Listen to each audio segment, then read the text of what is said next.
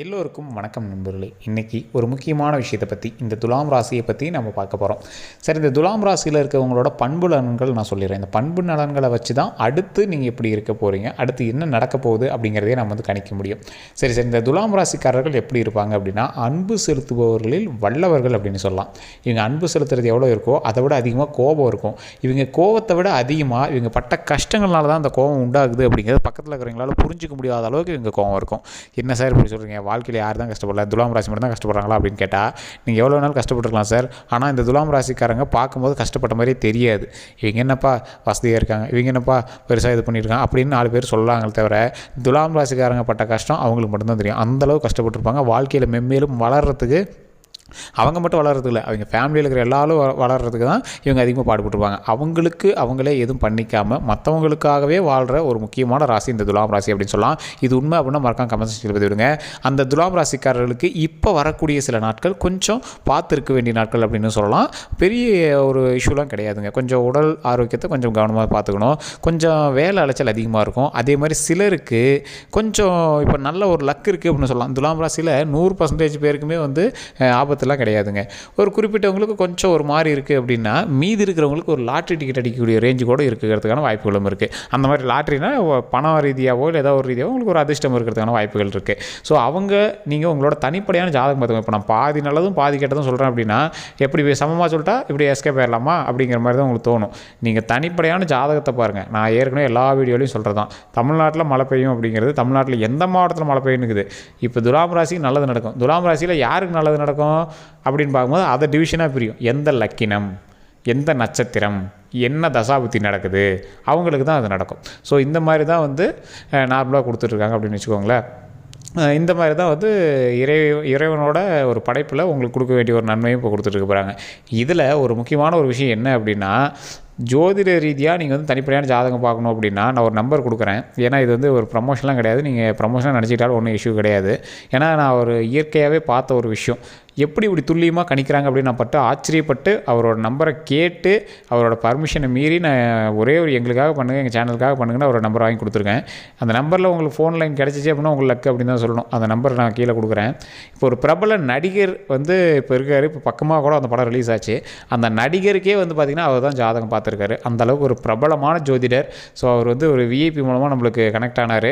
நான் அவர்கிட்ட கேட்டு, சார் நான் இவ்வளோ ஹெல்ப் பண்ணியிருக்கீங்க, எனக்கு நான் கண்டிப்பாக உங்களை வந்து பிரபலப்படுத்தணும் அப்படிங்கிற மாதிரி சொல்லியிருக்கேன். ஆனால் அவர் வந்து சீக்ரெட்டாக நிறையா விஐபிகளுக்கு மட்டுமே ஜோதிடம் பார்த்துட்ருக்கிறவர். நம்மளோட சேனலில் கேட்டதுக்காக வந்து கீழே நம்பரை கொடுக்குறேன். நீங்கள் உங்களுக்கு வேணும் அப்படின்னா நம்மளோட சேனலுக்காக நீங்கள் வந்து கேட்டு உங்களோட பிரச்சனைகளை வந்து தீர்த்து தெரிஞ்சுக்கலாம். அக்யூரேட்டாக சொல்லுவாங்க, அவ்வளோ அக்யூரேட்டாக சொல்லுவாங்க. அப்படியே அக்குவேர் அணிவேராக இருக்கும். நீங்கள் கேட்குற ஜாதகம் அவ்வளோ கிளியராக சொல்கிறாங்க. இது என்னோடய ஃபீட்பேக்கு தான். நீங்கள் அதை என்னவா நினச்சிட்டாலும் சரி, அதை நான் சொல்லிடுறேன், தெளிவாக சொல்லிடுறேன். இது என்னோடய ஃபீட்பேக்கு தான். அது உங்களோட விருப்பம். இது ப்ரொமோஷன்லாம் கிடையாது. நார்மலாக தான் சொல்கிறேன். நம்மளோட எல்லா வீடியோஸிலும் நான் அதை சொல்லிட்டு தான் இருக்கேன். ஏன்னா எனக்கு வந்து அவ்வளோ விஷயத்தை அவ்வளோ அக்யூரேட்டாக சொல்லியிருக்காங்க. அதனால் நான் வந்து சொல்லியிருக்கேன். சரிங்க, இது ஒரு பக்கம் இருக்கட்டும். உங்களுக்கு டவுட் இருந்தது அப்படின்னா நீங்கள் ஃபோன் பண்ணி கேட்டுக்கோங்க. இது ஒரு பக்கம் இருக்கட்டும். துலாம் ராசிக்கு பாதி நல்லது, பாதி ஒரு கொஞ்சம் பார்த்துருக்க வேண்டிய நேரம் அப்படின்னு சொன்னீங்க. அப்படி பார்க்கும்போது இந்த துலாம் ராசி இப்போ என்ன பண்ணலாம், என்ன பண்ணால் நல்லது, எதை பண்ணக்கூடாது அப்படிங்கிற சில செயல்கள்லாம் இருக்குது. அதை நான் அப்படியே சொல்கிறேன், தெளிவாக கேட்டுக்கோங்க.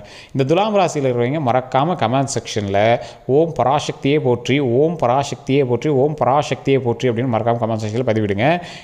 வீட்டில் ஃப்ரீயாக இருக்கும் போது உங்களோட வீட்டில் மண் விளக்கில் நெய் ஊற்றி திரி போட்டு ஒரு 3 மண் விளக்கு எடுத்து வச்சு உங்களோட சாமி ரூம்லேயோ அல்லது சாமி ரூம் இல்லாதவங்க வாசல்லையோ வச்சு ஒரு கிழக்க பார்த்த மாதிரி வச்சு வழிபடுங்க. அதன் மூலமாக ஒரு மிகப்பெரிய நன்மை கிடைக்கும். முடிஞ்சால் உங்களோட அம்மன் கோயில், உங்களோட குலதெய்வத்துக்கு ஒரு துணியில் காசு முடிஞ்சு வச்சு நீங்கள் வந்து வழிபட்டீங்க அப்படின்னா இன்னுமே ரொம்பவே நல்லது. நிறையா பேர் சொல்லுவாங்க, சார் இந்த எலுமிச்சம்பழம் மாலை போடுங்க அதுன்னு சொல்லுவாங்க. எலுமிச்சம்பழம் மாலை போடுறது ஓரளவுக்கு தான் வந்து கரெக்டாக அப்படின்னு சொல்கிறாங்க. காரணம் என்ன அப்படின்னு பார்த்தீங்கன்னா, எலுமிச்சம்பழம் அடிப்படக்கூடாது அப்படிங்கிற மாதிரி நிறைய பேர் சொல்லிட்டு இருக்காங்க. ஸோ நீங்கள் எலுமிச்சம்பழத்தை கொண்டு போனீங்க அப்படின்னா அதை கிள்ளிட்டாவே அதை வந்து படைச்சாச்சு அப்படிங்கிறன்னு அர்த்தம். சாமிக்கு நீங்கள் பூஜை பண்ணீங்க அப்படின்னாவே பாருங்கள், எலுமிச்சம்பழத்தை கிள்ளிட்டு அந்த இடத்துல சிகப்பு வச்சு கொடுப்பாங்க. அதுதான் ரியலான ஃபார்மேட்டு. அந்த மாதிரி உங்களோட எலுமிச்சம்பழத்தை எடுத்துகிட்டு போயிட்டு சில கோவிலில், உங்களோட குலதெய்வ கோவில் இருக்குது அப்படின்னா அங்கே, இல்லைனா அம்மன் கோவில்களில் எலுமிச்சம்பழத்தை கொண்டு போய் பூஜை பண்ணிவிட்டு அந்த எலுமிச்சம்பழத்தை கொண்டு வந்து அந்த 3 விளக்குக்கிட்ட நீங்கள் வச்சு வழிபடுங்க. இது ரொம்பவே உங்களுக்கு ஒரு தடைகளை விலக்கி ஒரு நன்மை தரக்கூடிய விஷயத்துக்கு இது மிகப்பெரிய ஒரு பயனுள்ளதாக இருக்கும். இது வந்து துலாம் ராசிக்காரர்களுக்கு. அதுவும் பராசக்தியை வணங்கி நீங்கள் வந்து வணங்குங்க. பராசக்தி அப்படிங்கிறது ஏன் சொல்கிறோம் அப்படின்னா, பராசக்திங்கிறது எங்கே சார் இருக்குது, எந்த கோவிலில் இருக்குது அப்படின்னு கேட்டிங்கன்னா, பராசக்திங்கிறது அண்ட சராசர சராசரத்தில் இருக்கக்கூடிய சக்திகளை வணங்குவதற்கான சமம். அதாவது சக்திங்கிறது அம்மன். நீங்கள் எல்லா அம்மனையும் வணங்குறது தான் பராசக்தி அப்படின்னு சொல்கிறோம். ஸோ அந்த ஓம் அப்படிங்கிறது பிரபஞ்சத்தை வந்து குறிக்கிறது. இந்த உலகத்தில் இருக்கிற எல்லா இதுவுமே வந்து ஓம் அப்படிங்கிறதுக்குள்ளே அடங்கிடும். அதாவது ஒரு லா வந்து சொல்கிறாங்க, ஒரு பிக் பேங் தியரியில் ஒரு உலகம் வெடித்து வரும்போது ஹம் அப்படின்னு ஒரு சவுண்டோடு வந்தது அப்படின்னு பிக் பேங் தியரியில் சொல்கிறாங்க. பஞ்சாங்கத்தில் எப்படி சொல்லியிருக்காங்க, ஓம் என்ற ஒளியோடு இந்த பிரபஞ்சம் உருவானது அப்படின்னு சொல்லியிருக்காங்க. ரெண்டும் ஒன்று தான். சயின்ஸாகவும் ஓம் அப்படிங்கிற வார்த்தைக்கு பவர் இருக்குது, நார்மலாகவும் பவர் இருக்குது. இந்த ஓம் பராசக்தியை போற்றி அப்படின்னு கமெண்ட் செக்ஷனில் நீங்கள் டைப் பண்ணிவிட்டு 3 தடவை 3 விளக்கு வச்சு மண் விளக்கு வச்சு நீங்கள் வழிபட்டீங்க அப்படின்னா அது ரொம்பவே ஒரு நன்மை விளைவிக்கும்.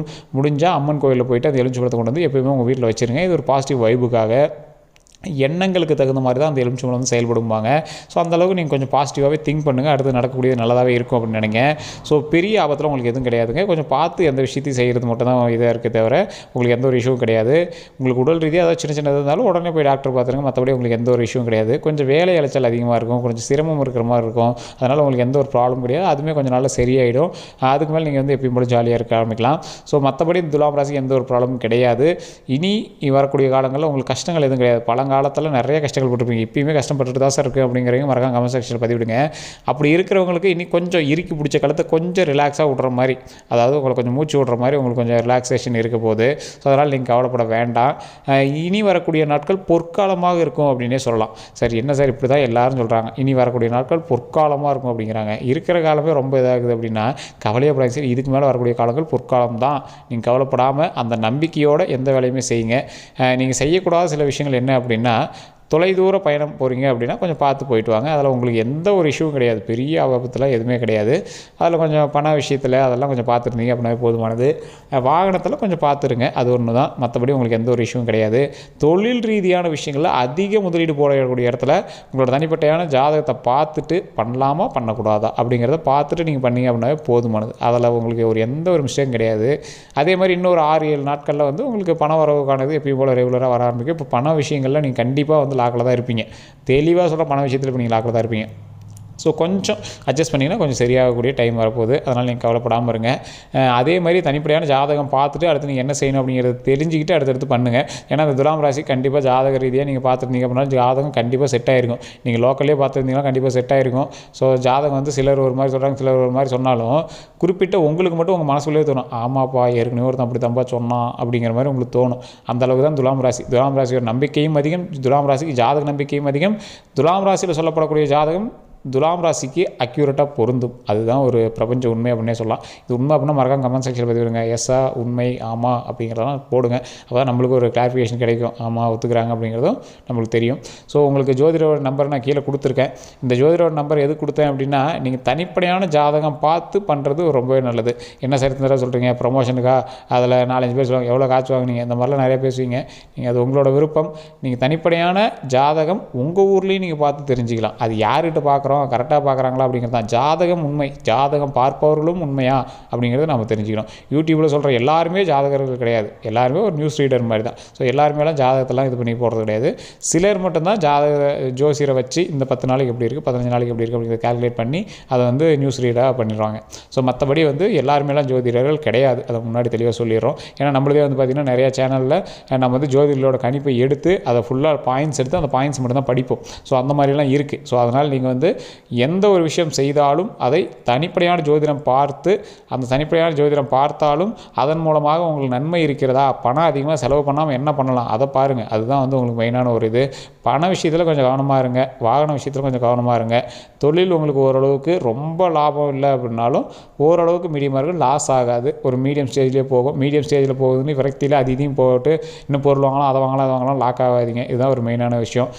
இது வந்து உங்களுக்கு தனிப்படையான ஜாதகம் பார்க்கும்போது இது வேறுபாடுகள் இருக்கலாம். ஏன்னா நான் வந்து இப்போ இந்த துலாம் ராசிக்கு நான் ஃபுல்லாக சொல்லியிருக்கேன். இன்னும் கொஞ்சம் உள்ளே போகும்போது தனிப்படையாக உங்களோட ஜாதகம் பார்க்கும்போது இல்லையே இப்போ நல்லா தான் இருக்குது, யார் அப்படி சொன்னால் அப்படின்னு சொல்கிறதோட வாய்ப்புகள் இருக்குது. காரணம் என்னென்னா தனிப்படையான ஜாதகம் பேசும்.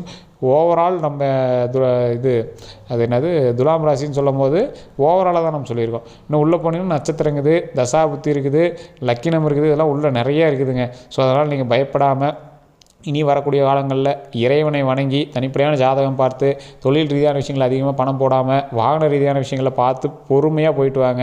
அதே மாதிரி கல்வியில் எந்த ஒரு தடைகளும் கிடையாது. அது நீங்கள் குழந்தைங்களுக்கு வந்து ஜாதகமே பார்க்க தேவையில்ல, உடல் ரீதியான விஷயங்கள் ஜாதகமே பார்க்கக்கூடாது.